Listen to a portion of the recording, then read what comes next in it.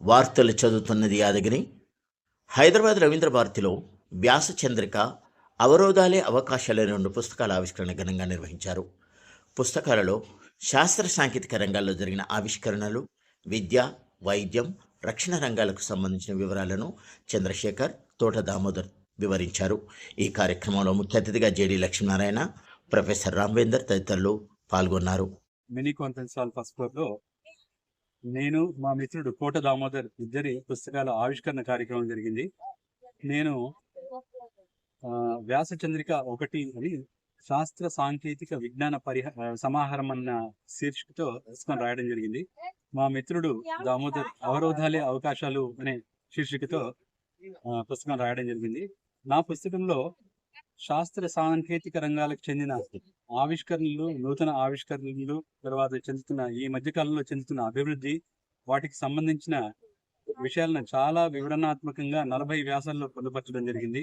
వాటిల్లో విద్య, వైద్యం, తర్వాత మన రక్షణ రంగం, అలాగే మన అంతరిక్ష రంగం, ఇస్రో సాధిస్తున్న విజయాలు, తర్వాత మన చంద్రయాన్ విజయవంతంగా దక్షిణ ధ్రువం మీద మనము ఏదైతే దింపామో దాని గురించి, ఇట్లాంటి విషయాల గురించి చాలా వివరణాత్మకంగా ఇవ్వడం జరిగింది.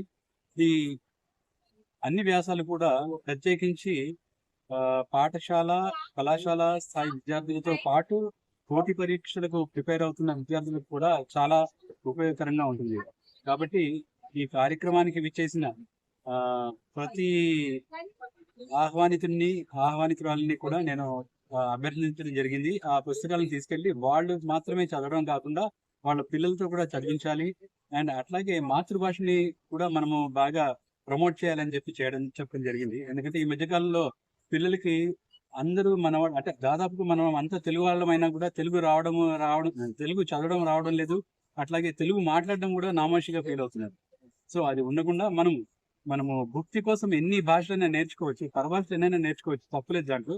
కానీ మన మాతృభాషని, మన మాతృభూమిని, కన్న తల్లిదండ్రుల్ని, మనకు విద్య నేర్పించిన గురువుల్ని ఎప్పటికీ మర్చిపోవద్దని చెప్పి నేను అందరికీ తెలియజేయడం జరిగింది.